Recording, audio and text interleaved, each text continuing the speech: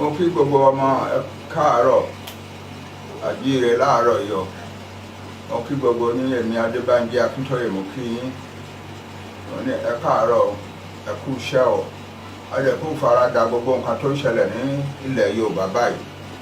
Nǹkan méjì mo fẹ́ bá yín sọ láàárọ̀ ní kíákíá.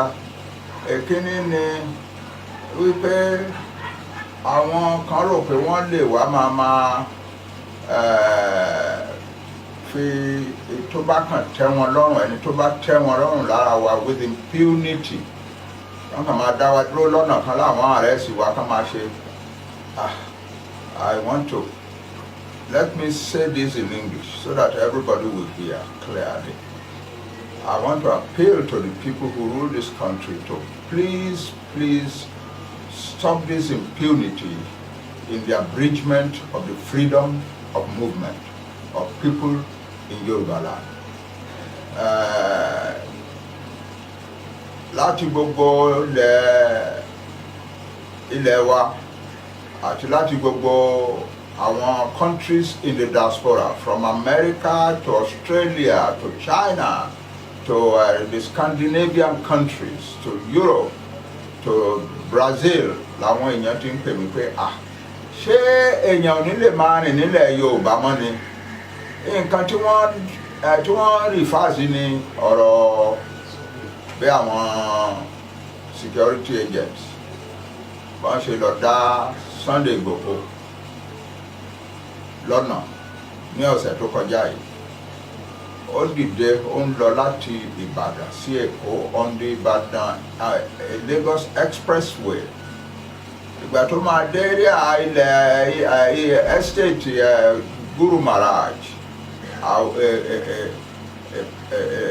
combination of different security agencies then stopped him and they told him he was under arrest. But naturally, an altercation developed there, and travelers who were going stopped and told these security agents that they were doing the wrong thing. They were doing a terribly wrong thing. Happily, they let him go on. They did not hold him down because they could not. They saw that if they did hold him down there would be an explosion that would rock the country from all Yoruba people. We Yoruba, we must appeal to the rulers of the land to make sure that the situation that is now existing in Yorubaland does not develop into a big explosion. We must make sure it doesn't. Our people are frustrated and angry. They are being attacked on their farms. Their farms are being destroyed. Their farms are being destroyed. The farmers are being killed. Their women are being raped. And people are being kidnapped and taken to the bush and brutalized in the bush. And their families are being made to cough out large amounts of money to pay ransom. You cannot expect the people who are going through that experience to come and add to it the outrage that some of their people cannot travel on their roads. People are being kidnapped on the roads. Some of the roads are being stopped. People cannot travel now between Lagos and Ore, or between Ore and Benin. It's a tough situation that we are going through here. And if anybody thinks that they can add to this, the random impunity stopping of people on the roads and telling them that they are arrested and so on, or approaching people in their homes because they have spoken the truth in the situation that we have in our hand, or because they have taken a step to protect their parents.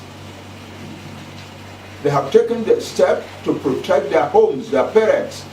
All that Sunday Igboho has done is to go to his home in Okeogun and the Barapa area and try to stop the outrage against his people there, the terrorism against his people there.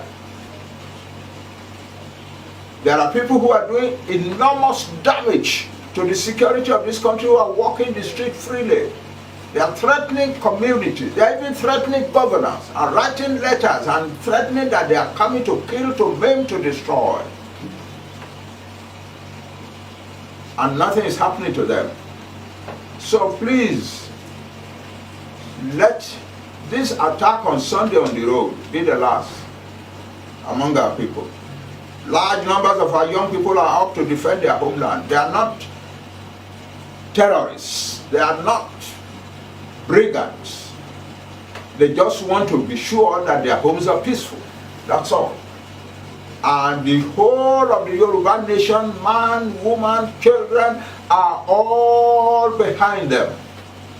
Get that clear. We are behind all these, our younger people who are standing up to say enough is enough of this violence and terrorism in our land. We support them fully. We who are the older ones and their parents, we support them fully. Let there be no doubt about that at all.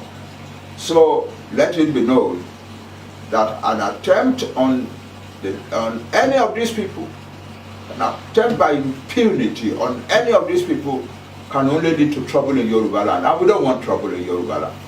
So please stop it. The other thing I want to talk about this morning is about this attempt to stop food from coming from the north to the southwest. Well, we have finally arrived where we were going. We Yoruba are among the best farmers on the African continent. We have always been. That's why we were able to build a great urban civilization, the greatest urban civilization on the African continent, and one of the greatest in the world. It all depended upon the success and prosperity of our farming. But in recent times, because we have developed educationally, we have allowed, our elite have allowed farming to become the occupation of the old, of the aged, the poor, the illiterate. It ought not to be so. So we are now being told, go back and crop the land and let us feed ourselves and also become the exporters of products, of agricultural products. We can do it. We can do it abundantly. One of our young men engaged in development studies and practices in America told me something that surprised me a few days ago. I have always known that our land in Yorubaland is very fertile. But then he added this information that I had never heard before, that there is a body of statistics and information about development resources in the world, in which it is stated expressly that the land of the Yoruba Nation in West Africa is one of the richest, one of the most fertile lands in the world. That in fact, I think he said it's number 2 or number 1 among the most fertile pieces of land in the world. Your land is fertile, Yoruba people. Our land is fertile. Let's go out and farm it and begin to produce our own food. In a way, I think that the intervention by some people to stop food from coming from anywhere to our land is God in action. God is telling the Yoruba people, I have given you the resources, go use them and feed yourself and stop depending upon other people to feed you. I can only say we are sorry for our brethren in the Middle Belt who are the producers of the food. We are sorry for them because they need the income. They need the income. They are farmers. They need the income. But if we Yoruba now are being told that the food is not going to come to us, then we must go and produce our own food. It is the only solution. And moreover, that will lead to another important development. In recent years, northern traders have taken over the selling of food in our marketplaces. Our markets were built by Yoruba people for Yoruba women. So, if they now stop the importation of food to our land, that means they have removed themselves from the trade in our market too also. Food trade in our market. And so our women must now go back where they belong. The markets belong to you, our women. Go back and take possession of them And those of us who will produce food, let's sell only to our Yoruba women, and let them have a chance to return to where they belong in our economy. Finally, there are some areas of Yorubaland where they produce a lot of food, but because it is not well organized, the trade in it is not well organized. Traders, I am told, come from the north, buy a lot of the food in truckloads, take them back to the north, and then in due time bring them back to the southwest at huge profits. I have been in contact with people from our Ife in Osun State, who say that this practice occurs regularly in their land. Now let us take hold of that. Let our traders take hold of that. Let them buy the food. Let them establish the methods of collecting the food from the farm areas, and let them establish farm markets where the food will be cheap and where the traders in the urban centers can come and buy the food. Thank you all.